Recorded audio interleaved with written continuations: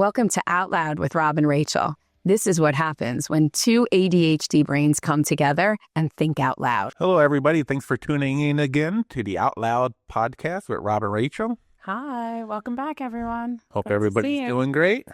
How are you? I'm good. I'm good. Awesome. Yeah. You had a little bit of a, rough start today, huh? Yeah, I woke up with no heat. I know. And it's pretty 18 degrees this morning, and I have a wife that's in menopause, and she thought it was fine inside.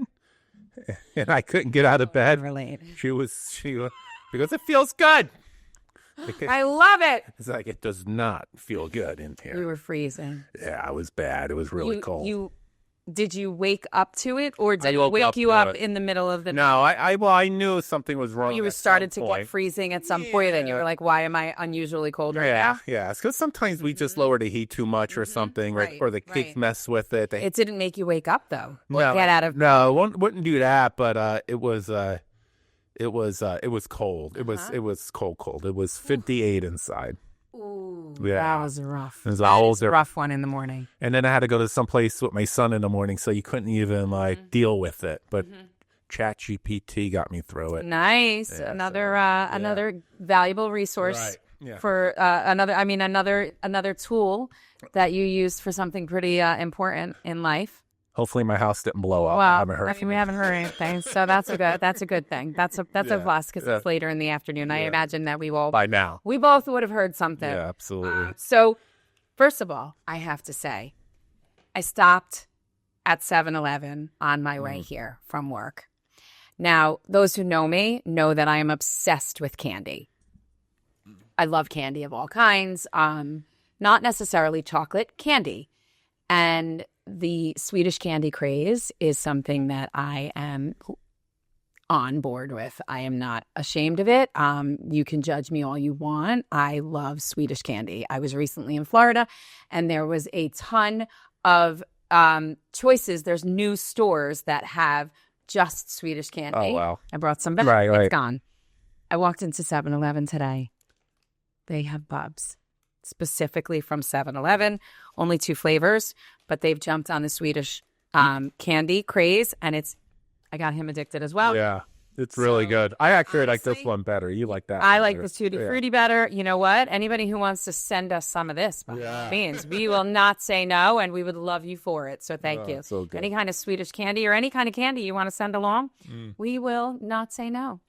I thought today, I've been thinking a lot about Stranger Things for some, my kids jumped on the Stranger Things bandwagon, and I did not, but they've been talking to me a lot about what it was like to grow up in the 70s and 80s and what it was like to actually see Purple Rain for the first time live. Literally, that was their question. Oh, really? Like, what was it like to see Purple Rain in the movie theater? And I was like, it was pretty cool. Like, I remember having the purple record. It was like that rain, the actual 45 was purple.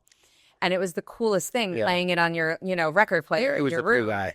It was very cool, right? So we started talking about that. And I have one daughter who could care less.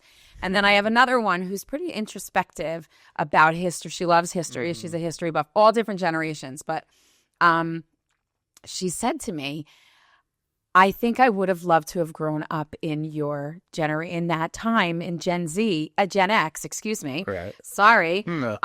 Because everyone was so much more connected. Yeah. And we sort of made our own fun. It was like when it just came to me actually right now as I was saying this, I had a book and I can't remember the name of the book. I'll have to look for it. We still have it. I made my kids keep it. A storybook that I used to read them. I used to read 2 or 3 books every night before they went to sleep. And there was this one book about a little girl whose grandmother lived with her. And the grandmother wouldn't not that she wouldn't allow her to play with toys, but she made her make the toys. And they would look up at the sky and they would make stories out of the clouds and all of this stuff. And then this little girl moves in next door and she has every single bell and whistle. She has everything, the phone and the tablet and the this and the that. And what winds up happening is that the girl with everything winds up coming over and is so intrigued and has so much more fun with the girl who's looking up at the clouds and making the stories. Yeah. So it started to make me think about It was so much. I don't even want to say that in this idealistic way, but it was more fun. Yeah, I know. I have recognized that, and I'm so grateful that I grew up when I did. It's just I had so much fun. I had a really good, even with all the difficulties, I had so much fun, and I wouldn't want to. I know. I don't think there's a single thing I would change. You know what I mean? I mean, I also had our, family things that we all went through and stuff like that. But like the actual growing up and the actual like learning experiences and firsts and that kind of thing. Yes, I would not change it. And for me, it was about just having the freedom. Like I wasn't parented. Well, that's so interesting that you say that, because that makes me segue into. So I thought it would be really interesting for us to dedicate a podcast episode on like to Gen Xers, like Let's that. go. Yes, right. I think we're the best generation. Maybe not the greatest, but we're the best I absolutely think that we are this generation that knew what it was like before, and also had to kind of navigate through learning what it's like, the technology and all of that, and infuse it into our lives without fighting it. There's a funny reel. I don't know, did I send you it? It was a Gen X woman. It was a corporate area. There was like 2 Gen Zs. Okay. Or Gen Z, millennial. Okay. Gen X. And then there was a boomer. Okay. Like they're all at a like a conference table. And the Gen X is like, fucking Martha, you're a piece of shit, blah, blah, blah, blah, blah. And she goes, you're better than that, Jill. Fuck you, Martha. That's why everybody hates it. And Gen Z and the millennials are just sitting there laughing like this. And Gen X is just saying the way there is on their mind, and right? The baby boomer was like, oh my God, I can't, like, they were shocked. But it really just summed it. I think I probably sent you too many memes in a row. You might have. So I I slowed down. Wouldn't have been the first time. Yeah, and I didn't look at it. Maybe it got lost in the shuffle. All right, so then I have, along those lines, we're going to start the first subcategory in our Raised on Freedom. That's what so our title is, okay? I even have a title for it. Free range. Raised on Freedom. We were free range. Yeah. We were organic. Yep. Free range chickens. Yep.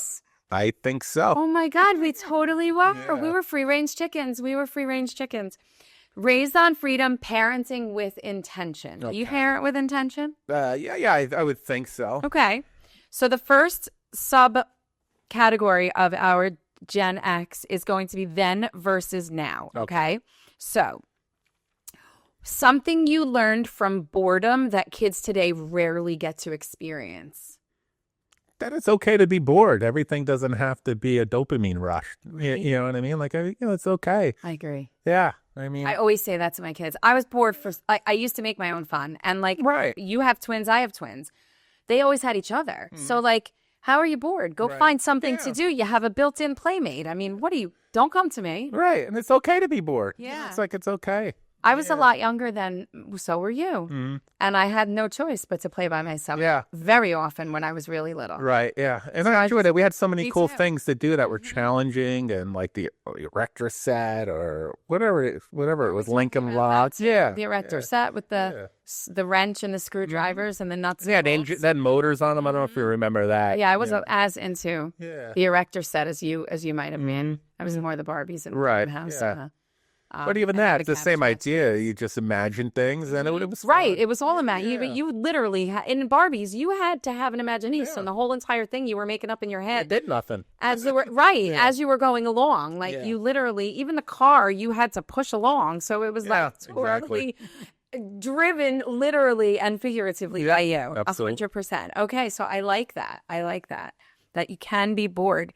There is nothing wrong with it. All right. A consequence we accepted as normal back then would now be considered what? So like, think of a consequence that would be like absolutely like not allowed now. Oh, like if we did something and got trouble for? Like what we got, like the consequence that they gave us. Is not allowed. Oh, our parents. Not just us, but the school also. A smack with the belt, right. I guess. Not allowed. Yeah, not allowed. That was really, my parents, I I think my mom did. My dad would never hit me. One time he was joking, like when he got old, he goes, "Yeah, I was afraid I would kill you." So he just never, he never went.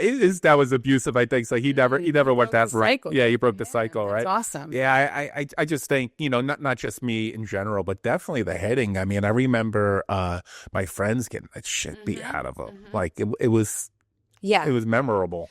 Yes, I never got hit. I think my mother chased me around the house once and she never caught me. That was the end of it. She has little legs. And she does have little legs. But I also was the baby, and I think by that time they were just like, yeah, she'll outgrow it. Yeah. Like, she'll be fine. Right. We'll just kind of monitor her. It's like a wait and see kind of, wait to see if you need to be involved. They were involved, but they didn't micromanage me at all. That's what it was. They let me make my own fun. Yeah. We were just talking. It's so funny with these timeouts and stuff. One time I was at a friend's house and there were some little kids there and they had this beautiful, beautiful pool, in-ground pool, and the kid was misbehaving. And so that timeout was to sit in the corner of the in-ground pool. Right? That was the timeout. And the kid was friggin' hysterical. And I'm just sitting there just cracking up. Did the kids stay in the corner of the pool? He did. Yeah, but it's an in-ground pool. That's the right. That's the punishment. It's right. Where's the hardship? Yeah. Okay, I see what you're saying. Yeah, I'm surprised the kid even stayed in the corner. By the way, I mean, we would have loved that as a kid. That was our thought. I know. I would have played by myself in the corner. I would have made some imaginary game up, turned to the wall, and had my own fun. All right. Okay. Let's see what's number 3. All right.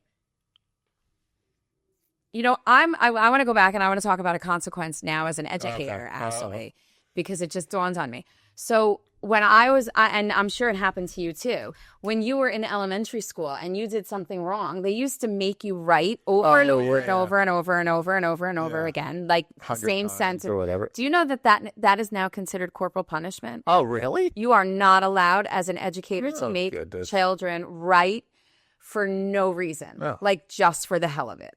Yeah. How do you feel about that? I actually feel that is a corporal punishment. I don't think it's corporal punishment. That's a little ridiculous, but I think it's ineffective 100%. Yeah. So I wouldn't do it anyway. Most things are, right? Yeah, I think that's a little extreme. But the other thing that I do remember when it wasn't just 6th grade because I had this teacher twice. She was not, very friendly. Mm-hmm. And one would say, why'd she teach? She was one of those people where you were just like, why did you teach? Yeah. Really? Why were you there? And right. And especially she probably shouldn't have taught at all. I was going to say maybe she could have changed the level, but I had her in 4th grade and then I also had her in 6th grade. And I mean, they're similar, but she didn't change. It didn't. So she used to, oh my goodness. Remember when you would lean back in the chair and the two back legs of the chair, right? You'd lean back. And she would say, sit, and anybody who went to the same school as me will know who I'm talking about. She would purse her lips like this and she would say, sit correctly or stand. No. And she would say that twice. And if you did not, you just stood the whole time. She pulled your chair away from your desk and you literally stood for the rest of the class. You can't do that now. Really? Totally not allowed. I don't see anything wrong with that. Then this was another one that she used, the same teacher. She used to say, we can do this now or we can do this at 3:10. Oh, right. And the whole class. Yeah. It was a whole class thing. Yeah, that's what coaches do. Oh yeah, you were all in. You were a team, man. You went down. That's why you were like, I am not going to be. Now my big thing as an educator that I say to you want to be the reason. You're right. Because you're all going down. Yeah. I do. Miss name was Miss Curtis. I just outed her. Sorry, Miss Curtis. I do a Miss Curtis. Yeah. Not that, but I say to her, all in. It's a family affair here. So there's something to be said about that you're a team and you hold each other accountable. Right, for good and bad. Yeah. some of us rise us all up and we all look great. And then you have to remember that it's the other side too. Like whatever you do reflects on me. When you walk out that door, you are a reflection on me. Absolutely. You better make sure you uphold, what I would be expecting you to uphold. So I think it goes both ways, definitely. So sports is good for that kind of stuff too. Totally. It's like how you show up to a game, you dress up. Like back in the day, you wore a suit, you wore a tie, and they don't do that anymore. I don't know if they do or not. They wear jerseys to school, right? Is that what they do now when they have games? When you have an away game, you would go to the opposing gym dressed up. So I wonder if they do. I don't know. I think some do.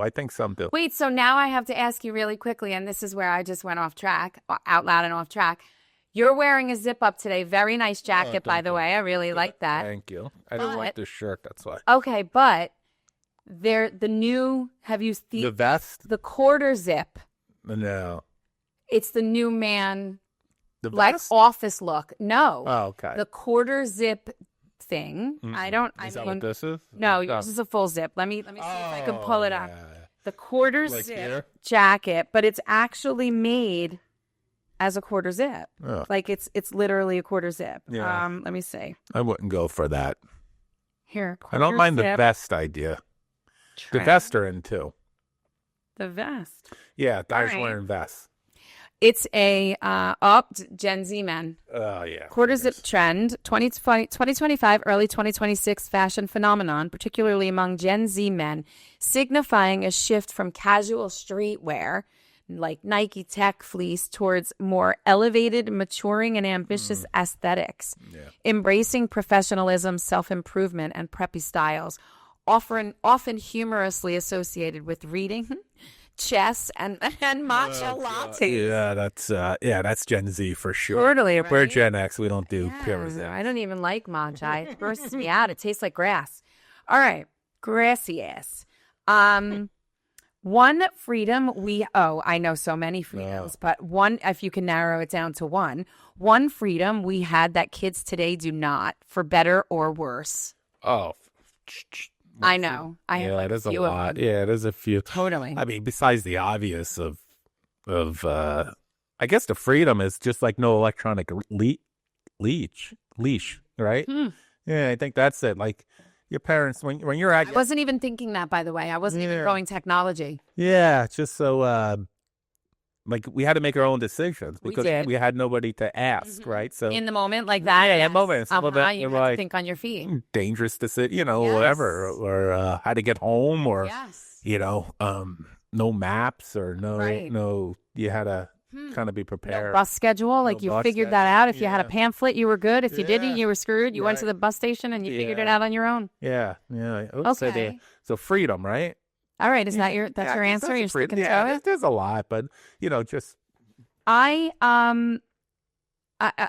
okay. So you think freedom from technology? That's your answer. Yeah. It gave us freedom. Okay. Yeah. It gave us. Okay. Well, you're saying one freedom. Yeah, we had that was the lack of technology. Yeah. Okay. So I'm gonna say safety, and I guess it was innocence. I don't know what you would call it, but like we used to be able to go trick-or-treating wherever we wanted, and never felt safe up until a point, right? And then it was gone, right? Tylenol, and then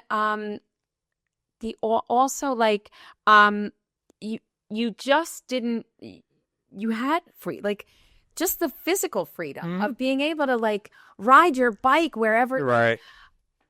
I never felt caged in, I guess. No, I mean, my parents didn't even know. I never call my son. My sons, out of respect, they tell us, I'm going out now.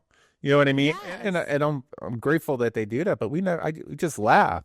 And not only that, my parents only knew what I was doing if I truly needed a ride from them, and they dropped me off at the place. Yeah. And sometimes that was only a stopover to then go to another. So they really didn't even know what I was doing. Were you doing anything bad? No. I was. It depends on what you think of as bad. Driving around. Back then, there was all metal garbage cans like the one over there. We used to ride our bikes at night and just knock over people's garbage. What age are you talking? Oh, no, I was not mischievous. I was... No, well, I was not. Nothing that caused permanent damage. Yeah, no, I wasn't doing stuff like that. No, but I wasn't doing stuff like that. But later on, we had the free, like, I took cabs home, like, and Yeah, it wasn't right. like Uber, like, Yeah, it no, was yeah, like, yeah. You had to figure it out. Yeah. like, Yeah. I didn't think anything of it. It was just like, there was nothing weird about that. No. Like, Yeah, just hanging out friend's house. Nobody know where you're at. it's just, And the parents weren't home. Well, it's funny. I saw one of those memes recently where they were saying that now, like, when your kid needs a ride home, they pick up their, pick up their phone and they're like, I need a ride home at, 425 right. and pick me up at the, west entrance of the school by the door that has, 7 flags hanging outside of it, whatever. We would make the collect call and, and then they would, we would say, pick us up by the gym, whatever, I'll be waiting out there, whatever. And then, do you accept these charges? Right, No. right. And then you'd hang up and your parent would leave. Yeah. Like, Right. I mean, we figured our way around it, right? Like, it was just so much easier. It was fun. I do believe it was more fun. Oh, it was so much fun. All right, one more in this. I just answered number 7, which was a moment where we had to figure it out instead of calling for help. So, like, we talked about that, schedules and stuff like that. One thing Gen X normalized that we shouldn't romanticize. Ooh. It could be, I don't know, smoking lounges. Yeah, we did normalize smoking. Yes, like really, like see those pictures at the Brunswick Smoky Square Mall. bars, People were like, smoking outside. in the hospital. Yeah, in the NICUs too. Everywhere. I mean, my dad had a heart attack. They were smoking in the waiting room outside of the CCU, the coronary artery unit. Whatever New Brunswick. What did they used to call it, Robert? I mean, before it was Robert Wood. I don't remember. Middlesex Hospital, Oh, and really? and back in the day. All right, we're gonna move on. We may hurt some feelings. That's all right. Gen X versus Gen Z, not versus, I guess, compared to. Okay. Let's not pit each other against each other. A Gen X value worth intentionally teaching today. That we're teaching our kids? That you think is worth teaching, passing on. Yeah. That you could teach your kids. Just don't be offended by things. Okay. Yeah. I can totally see that. But that's really important. It is really important. Yeah. It is really important. I think for me, it would be more like, figure it out first. Like, don't come to me first. Right. Like, try to figure it out. Like, you're a very good one, smart. actually, yeah. You are so capable. I'm not figuring this out for you. You got it. Right. Like, I'll be here and I'll help you. Like, I won't, really help you navigate through. But, like, if I feel like you're really steering in the wrong direction, I may, gently nudge you. But you got this. Like, me doing it for you, that's not helping you. Yeah. So I think for me, it's that. Like, because we had to do shit on our own. Like, yeah. My parents were not figuring shit out for me. No. They didn't. They weren't around to do that. They were both working. Like, I was home from like 3 to like 5:30 every day, 6 o'clock by myself. Right. Like, shit, I got shit done. Like, you had to. Yeah. On my own. We were just out. Or I was out. Exactly. Or I was out. So yeah, okay. This is a good one. One thing Gen X parents are doing better than our parents did. Well, I got to tell you, I really like the kids that are being raised by Gen X. I can have better conversations with them. What are they, Gen Z? The kids being raised by Gen Xers? Yeah, like the 15-year-old, 19-year-old stuff. Now it's Gen Alpha, right? So yes, it was Gen Z. Okay. Mm-hmm. Yeah, because like I can have great conversations with them. With millennials, like I can't even, I know. I struggle with it. Like just relating to them. And they're like tougher. And they don't police language as much, and they know the difference between what's not appropriate but still funny, but who to say it in front. They know their audience, like you always talk about, and I just get along with them so well. It's just interesting. I can definitely support that. I can totally support that. Yeah. So, okay. So what was the question again? The question was one thing that Gen X parents are doing better than our parents did. So you're saying like just steering them in. Yeah, steering them the right directions, but also parenting though. Like our parents didn't parent. Right. Like I mean mine did. Yeah. Yeah. I don't think mine did either. Right. I mean, they supported me 100%. Right. But yeah, no. I mean, like, parent in what way? Like, give me a for instance. A parent is just giving sound advice without. Oh, my parents did. Without meaning without going too far and doing it for you. Yeah, no, my parents did not. They were not lawnmower parents. Okay. They were not helicopter parents at Right. all. Yeah, no, I Yeah, guess. mine weren't either, but they weren't either. They definitely weren't helicopter. Mine were in the middle. Like, mine definitely. My dad liked to be involved in our lives. Like, he needed to know things. And he liked to be involved in the decisions. He didn't try to control well, sometimes he tried to control the decisions, but not not like in like stupid stuff. You know what I mean? Like, he was not my parents were never microman, and my mother's definitely was not back then a micromanager at all in our lives. She literally never got involved in like my social life or anything like that. She didn't care. Yeah. I mean, not in a bad way. Yeah, no, She she was like, I'm not your friend. I don't need to know that stuff. Right. Like, yeah, it just was, okay. Something kids today deserve more credit for. Something. That's a good one, actually.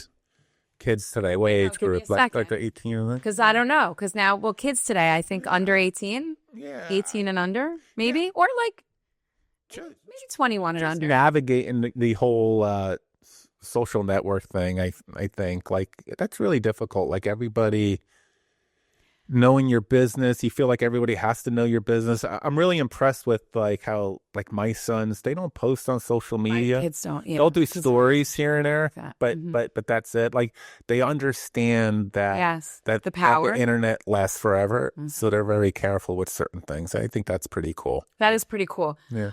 I also agree. I think that's something that we need to give kids credit for, because there is shit flying at them 24/7. Yeah. Like, we did not have 24/7 news. Right. It became staticky at 12 o'clock. Remember that? Like the poltergeist little girl who sat in front of the TV and got sucked in. Carolyn, don't go into the light. Remember that?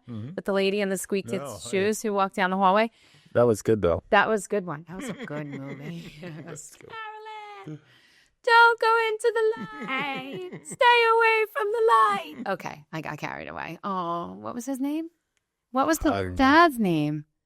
I can't think of his name. Craig T. Nelson? I don't know. Okay. We might have to cut this part out. But I feel like they are pretty good at navigating the overload. Like, I mean, it's a lot. Yeah, like knowing all. I mean, listen, there are some kids who are, mentally fried and are whatever. And yes, people may say that there's excessive kids on medicine and excessive kids in therapy and, whatever they may say about that. I don't disagree, but there's many reasons for that. But I think that there's something to be said for kids who actually get out of high school unscathed, or at least like pretty unscathed. Yeah, it's because there's so many opportunities for it to go south. And the parents, I find, and this is terrible, the parents are no help for some of these children. That they put so much anxiety in their kid.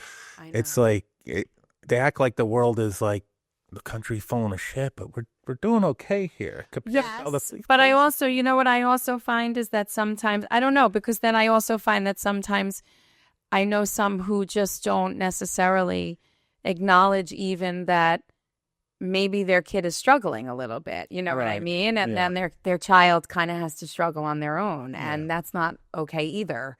So I think that finding that's just my personal opinion, like, I think finding that happy medium where, you do give your kid the wings to fly, but you let them know that, like, it's okay if you're not flying well. Right. Yeah. And for me, it's, you got to pay attention to it. You gotta see.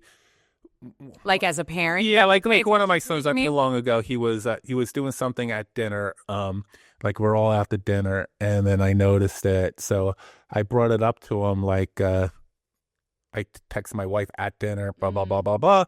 Then Did you notice it too? No. Then when we got home, we addressed it right away. He goes, how did you, I was going to bring this up to you. Yeah, it was just something. You have to be in tune with what your kids are going through. Absolutely. Yes, listen. Yeah. Look at them. Look at with their phone. Not to snoop, just to see what's bothering them. Yeah.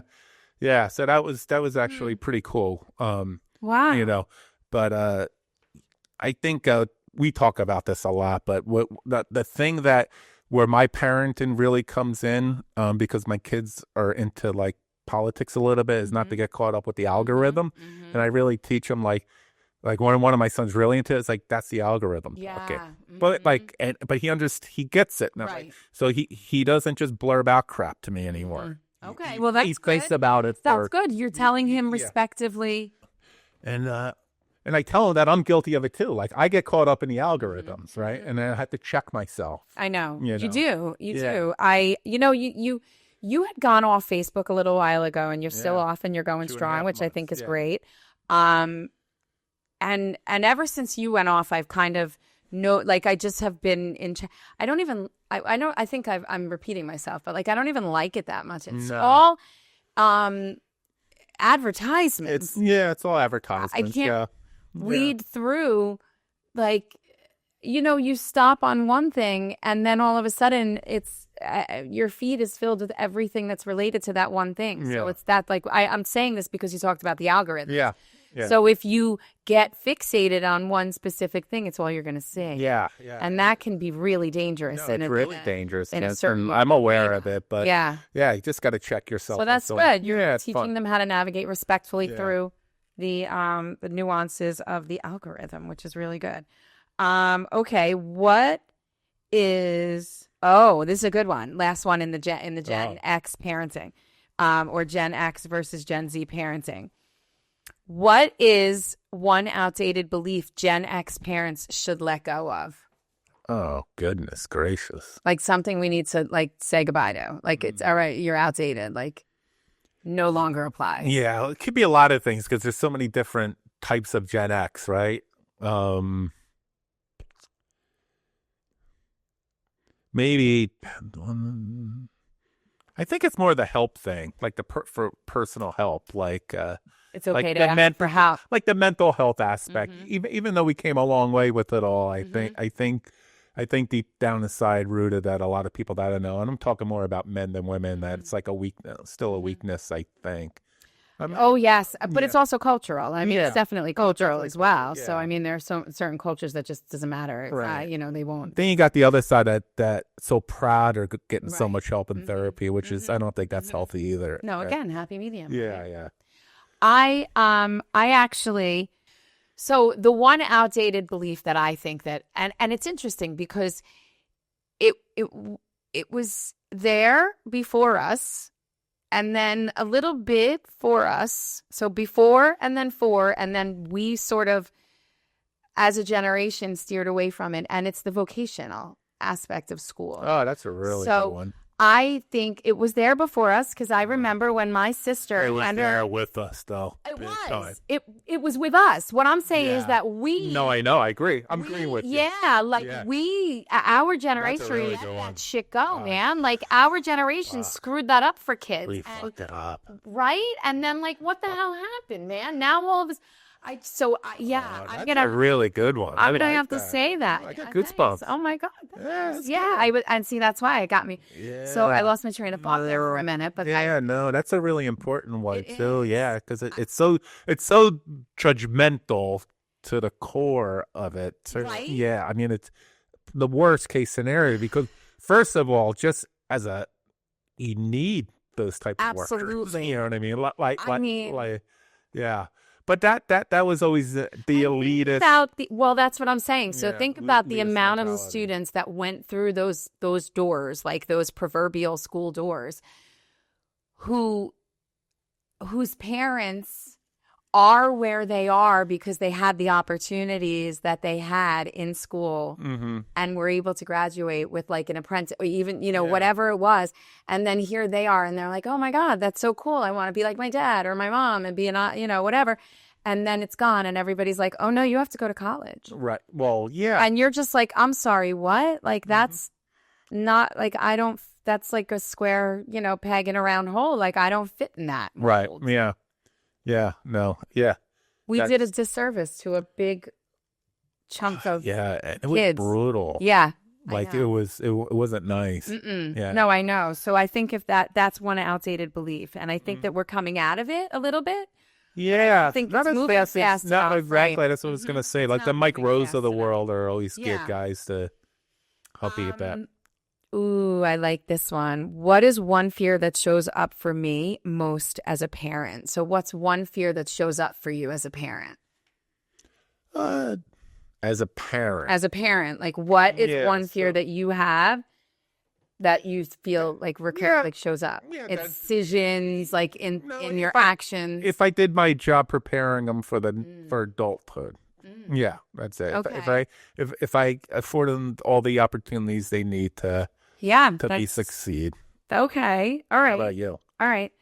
I think it's a couple of things. First of all, I'm a single mom by choice, so I think it's that, I'm it. So like, like you said, sort of, did you prepare them enough? But also like, am I, did I not shortchange them? But like, like when it's just me. So like, did I, in doing that, I hope I surrounded them with enough male positive role models and enough, I think I did really strong marriages and relationships so that they can be, sort of set out, on the right path. Yeah. Because they didn't see relationships from me. I shielded that, that from them because I always said, like, nobody else is screwing my kids up. If it's, I brought them into this world. If it's anybody that's going to screw them up, it's just going to be me. Yeah. So I purposely I held that drama away from them.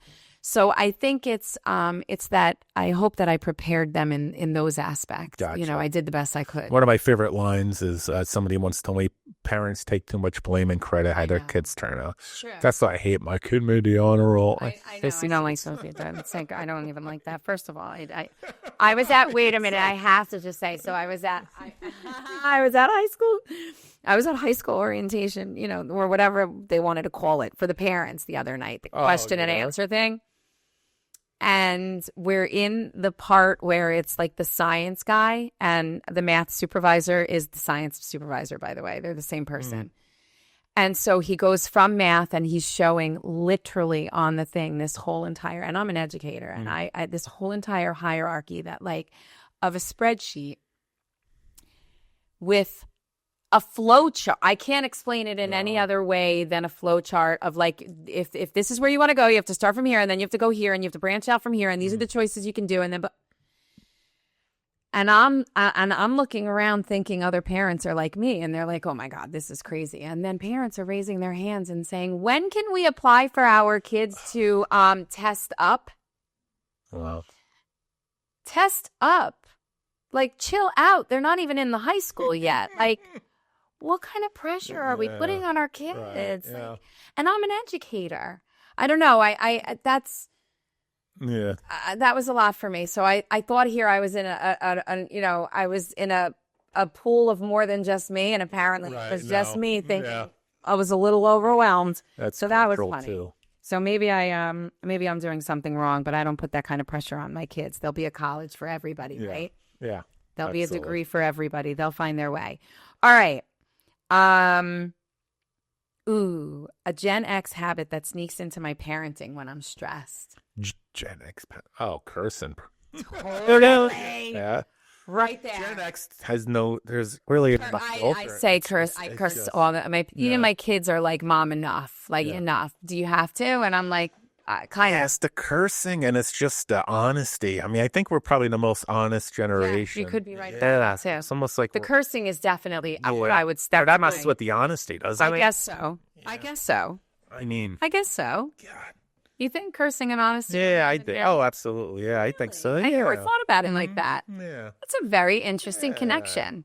Cursing and honesty go hand in hand. So the more honest you are, the more you curse? Yeah. I think so. I don't lie. Yeah, I curse all the time. So. All right.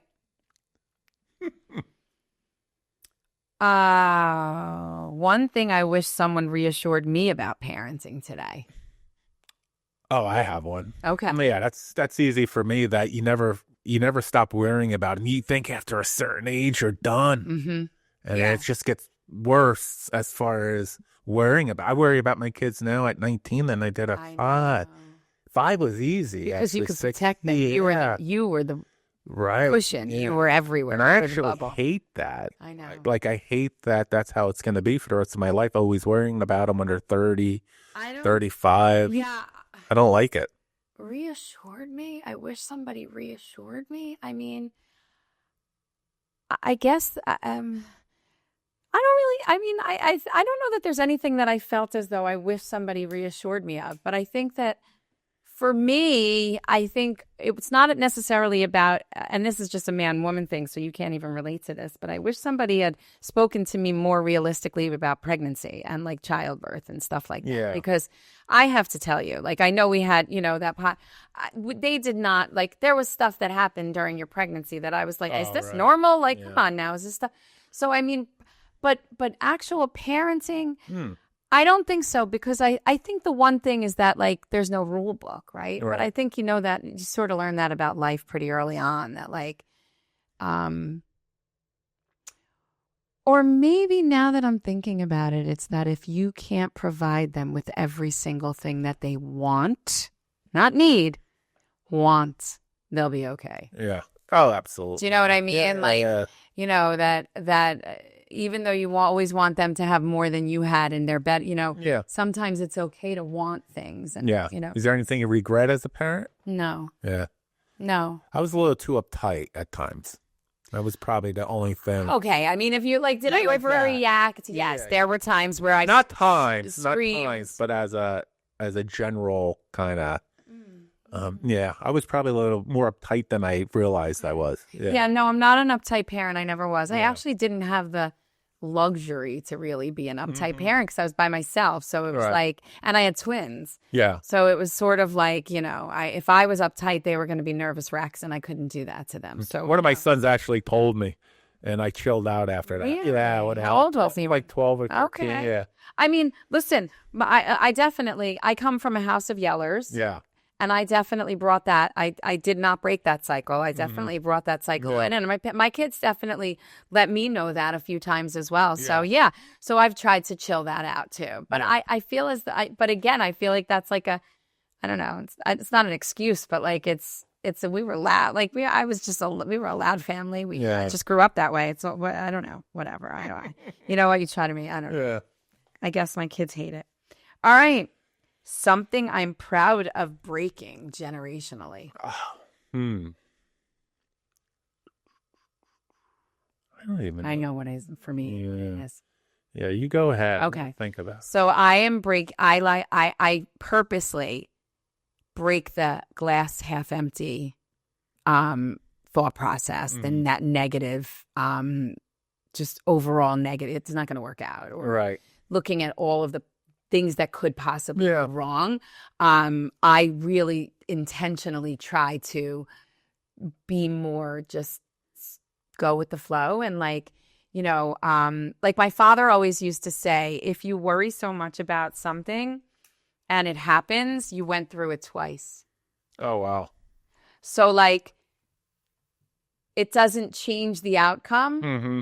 It just means that you literally prolonged the agony of the outcome. Right. So whatever's going to happen is coming no matter whether you worry or not. Yeah, so I try really hard to intentionally break that cycle. Right. Yeah. Yeah. I do try to break But that's that. a really good one. I like that. I think for us, just the open communication, we didn't have that when not. That's a good one too. Not that That's a they're really good ashamed one. of just Okay. open.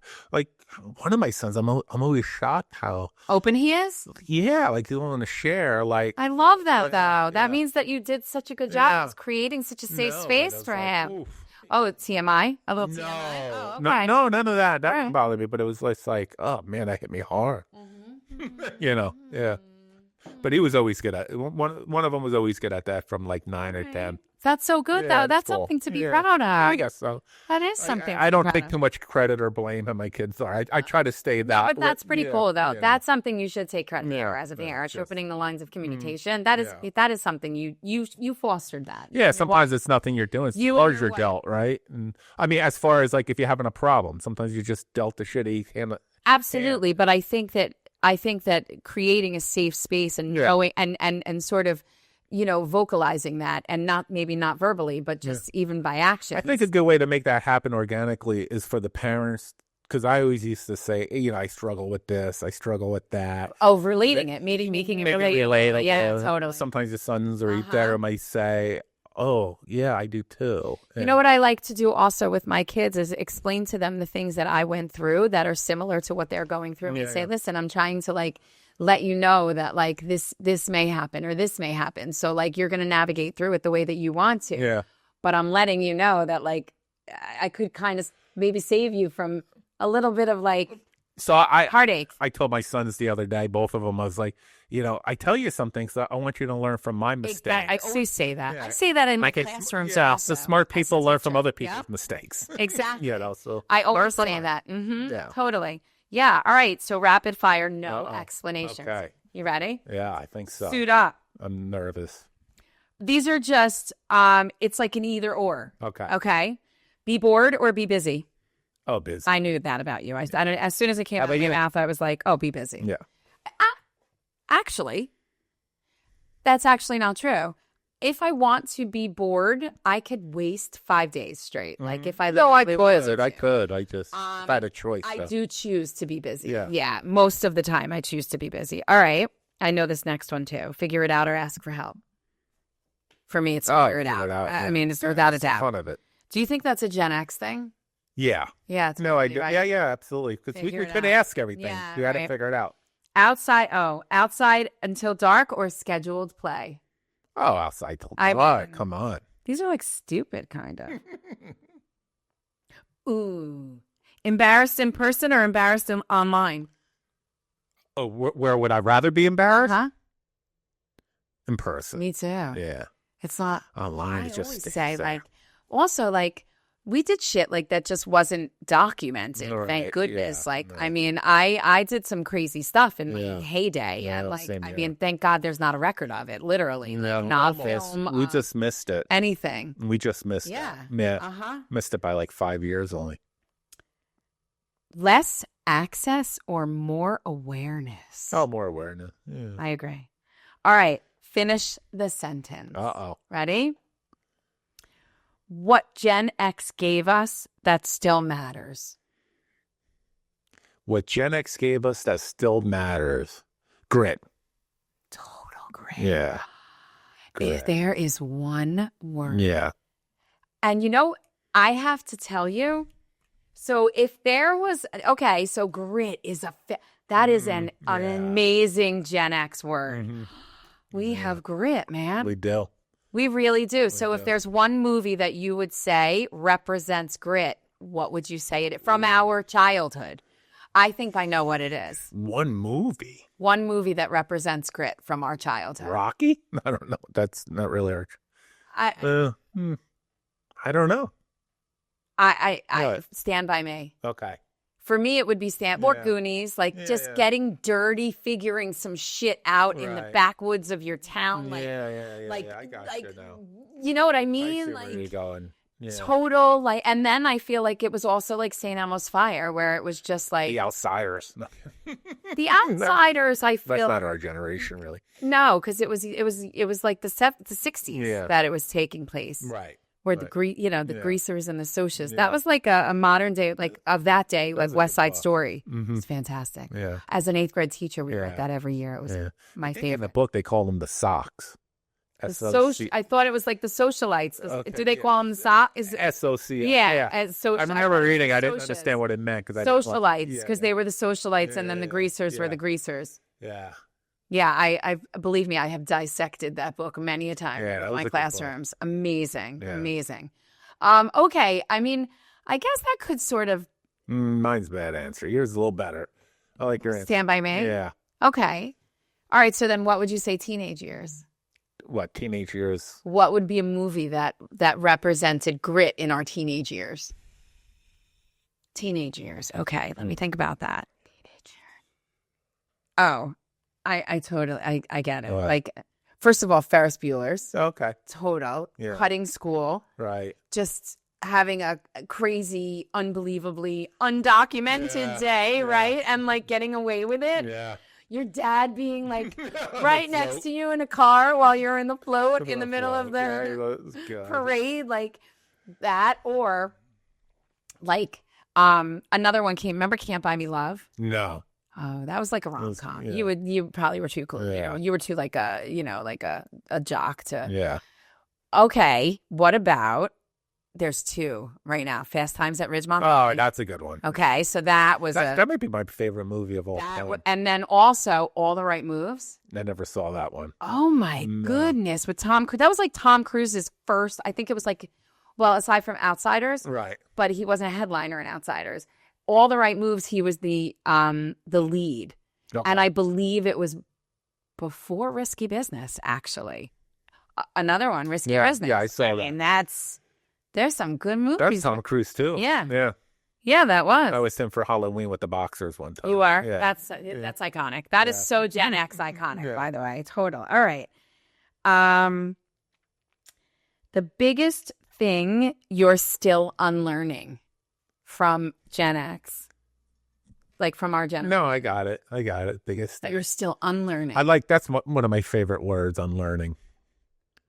I made a decision at one point in my life. Instead of learning, I got to start unlearning, right? Oh, God. Unlearn. I don't know if I can answer this, actually. Yeah, I'm thinking, too. God. One thing I'm still unlearning? God, there's so many things. I don't know. I don't really know. I don't feel like there's much I have to unlearn from Gen X. Because of Gen X. Yeah, because something Gen X that you're still unlearning. No, parachute pants, certain trends. Well, I could tell you something actually where I didn't unlearn, and I wish I did. Okay. So it was that's a good one. When I coached like travel sports, I had that 80s. I was coaching like that 80s mentality. Okay. Yeah, and that's not good. No. Sportsmanship and stuff like that, you mean? Not for East Brunswick. Right. Okay. North Brunswick, some areas. Okay, so it didn't fit. You didn't know your audience. Right, exactly. Okay. Yeah. I get it. I thought they were a little tougher than Okay. Still unlearning. I don't know that there's certain family behaviors that I'm still unlearning. Communicate, Yeah, like is there anything that you felt that might have held you back? That might have held me back. Because you had or holding you back now because you have a belief system. Well, that negativity, that half glass empty, the glass half empty. That is. I have to. It took me a while to unlearn that. Yeah. So I guess I would have to say that. Okay. Automatically going to the negative. Right. Yeah. Automatically thinking things are wrong. Yeah. That's okay. a great one. Yeah. So I think that's what my answer would be. Not automatically going for something that's not going to work out. Yeah. Right. That's never going to happen. Or it's going to fail or something like that. Okay. Raising kids today isn't harder. It just sucks. It does suck. I actually do not think it sucks. It sucks. Well, it sucks in that we have so much to do. I know. You're right. More to worry about. You're right. Like I remember being a shopper, like when my kids were 2, I had them both in like the ShopRite thing, like, twins. And a guy comes up to me. Oh, I know. I had 5 kids. And I looked at him. I was like, yeah, but you guys didn't parent. I know. You don't have to worry about bundling them up, putting them in cars. You just throw them in the back seat and put them, right? Yeah. Literally. Like they didn't. Literally. We didn't have seat belts. They didn't have car seats. We literally were thrown back up. The 8-year-old watched the 5-year-old. Totally. Like they didn't. 100%. So, you're right. And now you go to jail for that. Yeah. Like you can't do that. So. Wait, you sent the kids out to the store to get your cigarettes and stuff. You totally didn't. My neighbor did that, and true story. And her son got killed. Oh my got hit by fucking. Then 2 years later, I was 7. She starts sending me. I'm not kidding. She didn't learn her fucking lesson. No, I'm going to get her fucking. And you, like a moron, are going to get it. Yeah, I was at that age where I didn't know he got killed because it was a 4 or 5. You know what I mean? I was 7, so he probably died when I was 3. Got ran over, fucking right from the store. Oh, God. Oh, God, may he rest in peace. That's awful. For cigarettes? Yeah. Oh, was it worth it? Apparently, because she sent you right down that rabbit hole, too. Yeah. Oh, my God, that's horrible. That's horrible. Yeah. Oh, my goodness. Okay. What I hope my kids say about how they were raised. That's a tough one. What do you hope they say about Oh God. I mean, that could go any way, but what I would hope, it would be fair. You hope, but what do you hope they would say? That I was fair. Okay, but you were fair. Like that I was that I had their back. Oh, that's yeah. That's a good one. Yeah, I had their back. That's a because I feel that. Yeah. Yeah, I think think my kids know I have their back. I mean, I'm like a fighter, and I'm constantly fighting for them. But they reach an age, man, where what? Where all that stuff that you thought you go through a couple of years where you're not sure if it's yeah. I think, really? Yeah, and you're coming across that. Yeah, maybe. Okay. Yeah, like that age. I think. Yeah. God, I thought I was in a really good place now. But I think it's funny because I told one of my sons the other day. I was like, I know I'm not always like with it or there, you know. And I was driving. I was pointing at my tire pressure gauge. Look, 5 pounds under. Like everything's like shit's hitting the wall. But when shit hits the fan, I'm there. fucking there. You're the guy. And he understood that. You know what I mean? Yeah. Like yeah. All right. Yeah. For me, you know what I do struggle with, and it's being a twin mom. You were going to say something? Yeah, I want to say just because you have their back and they might feel that way, don't mean they're going to say it. Right. That's true too. Right. That's true too. Or maybe they take it for granted. Right. Sometimes it's just implied. Right. Right. Mm-hmm. Yeah. Well, so for me, and you can, I think, relate to this also, at being a twin dad and Gina being a twin mom. Like, do you ever worry that one is going to think that you sort of gave the other more? Oh, that has happened. When one was younger, I coached him travel back. I was with him all the time. My other kid wasn't into sports, and he was finding his way still. And then it totally swapped. Yeah. So I think both of them will feel that way. Right. Right. I mean, I hope that they will know that I literally, even like when they were younger and I was making their lunch, I mean, I would count fucker grapes. Like literally, I was like, if they're sitting next to each other eating at lunch, I don't want one of them to get 7 grapes and one to get 6 grapes, and then they turn around and say, Mommy loves you more, she gave you 7.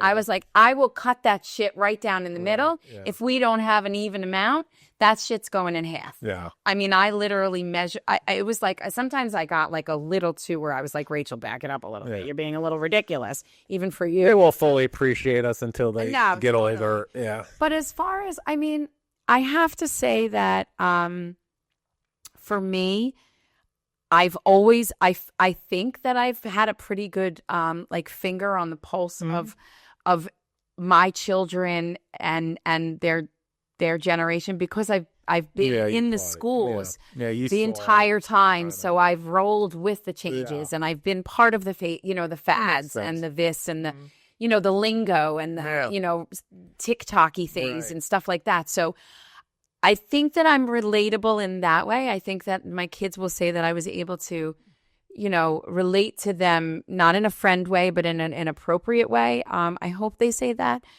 I think that I think my strong parenting came when my kids were like 13. I felt like that's when the dad took over the parenting.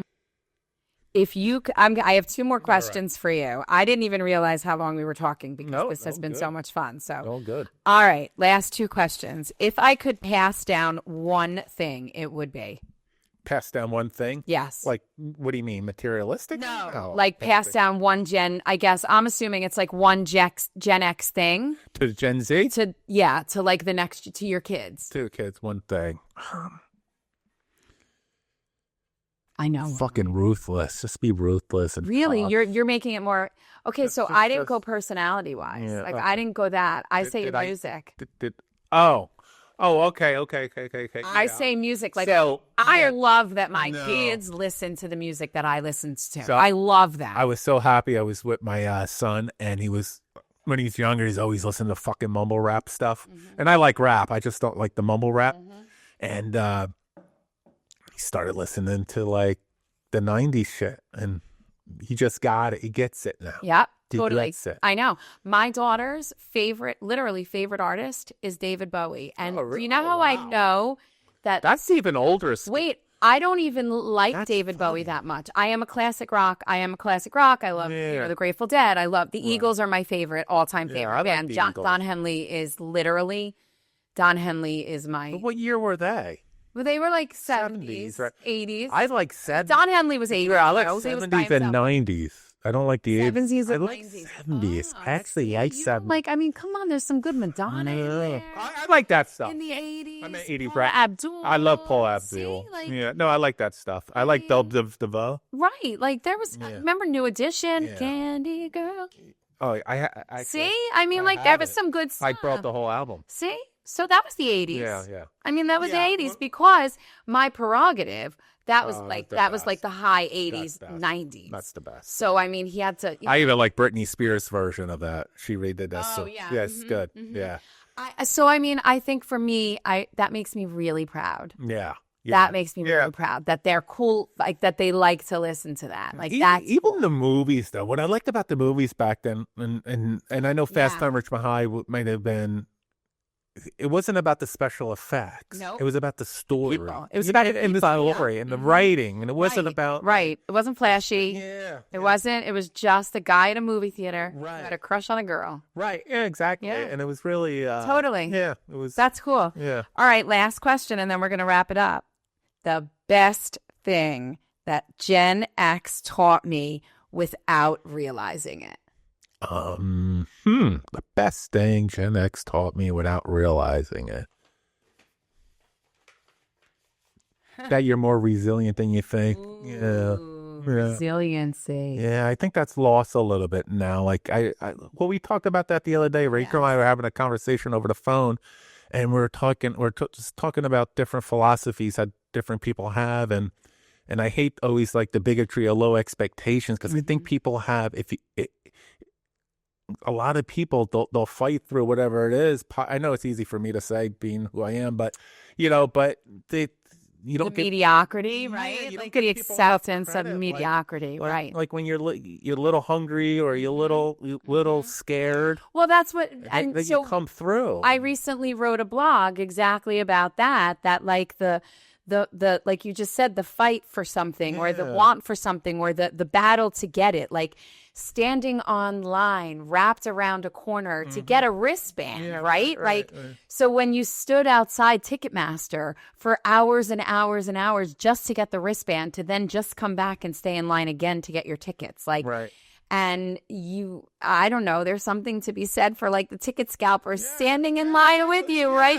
Who you were fighting against, like, and then when you actually got like, and there is something to be said. I think we're doing a lot of people a service with Yeah. certain things. Not that certain people don't need help, Right. They do need help, but give them the help. Like if you're going to help your child with something, give them the help, but also make them be able to do it themselves, right? Isn't it that expression? Or if you if a man, whatever. If you fish, if you. Some people hate those things. I know. Pull yourself up by the bootstraps. No, but it is true. I say this to my students all the time. I can do it for you, but if I'm not around, that's not going to. Do you know that became a negative thing to say to somebody, which is well, that's where it gets like a little bit. They can't see the forest from the trees. Yeah, right? But resiliency. I think people are just resilient. Like our kids are. And that's even when it comes to parenting. It's like your kids are tough kids. I mean, they can. Yeah, I'm gonna stick with the grit, man. The grit. Yeah. I agree with you, and I think that's part of resiliency. But I actually think it's more than resiliency, right? Like grit to me just seems that the net is wider. Like it's not just resiliency, but it's having like the chutzpah, right? Yeah. Like the chutzpah to like push through, right? And to like, no, I'm not going to take no for an answer. And like, I'm going to hustle. I'm going to, I don't know. I'm not going to, take the first no and then stop or, or just have the attitude. Nobody owes me a damn thing. Well, that's the entitlement. Nobody owes me anything. Right. Nobody. I mean, that's another, the entitlement, so then you're saying the lack of entitlement that we did not have a sense of entitlement that this is very present. Yeah, at least I didn't. I mean, the people I grew up with. I didn't have the luxury to have a sense of entitlement at all. Like I never had. what? Like I didn't have anything really to feel entitled for. So, Right. So, okay. All right. I mean, that was fun. Grit. I think grit is the. I'm going to give you, I have a book for you in the car. Oh, good. Oh, so that's, you want to inherit our sure. little thing. Yeah. So we have some really cool things coming down the pike. I was involved in something today that was really, I was honored. We're going to just tease it. It's going to be coming up in a couple of weeks. I will be bringing my mic so that I'm there live and share it with you guys It's through be on a big stage. It's going to be pretty cool. And then we also, Rob has some, we had this idea of Rob went off Facebook and more free time, right? A little more free time to do things with your, just with your head. And we started to think, and I wanted to follow his lead. And I used to read so much. And I really got away from that. And I find that when I pick up my phone, it's like an hour passed and you don't even realize an hour passed. And what did I get from it? Watching somebody else's life, right? Right. So part of my manifesting this shit 2026 is going to be bringing reading back into my life. Nice. Now, you guys can't see it, but along the wall here, it's literally just stacked with books. And so I asked Rob to give me one of the books that he feels would be most relevant for me to read right now, knowing who I am and just things that we talk about in general. And you said you're going to reread the same book. Yeah, we're not going to tell you what it is yet. Yeah. We're going to both read it at the same time, and we are going to have a book club podcast. Yes, that'd be fun. And we're going to compare it and see what we got out of it, and just talk, and we want you to come along with us. I need to reread it because I read it in 2018. Oh, yeah, so I need to read it. That's a long time ago. Oh, good. So it is almost like a fresh read for you. Right. That's very cool. Right. So stay tuned because you never know. Maybe you'll want to read the book afterwards also. We'll see you next time. Thanks, everybody. Bye.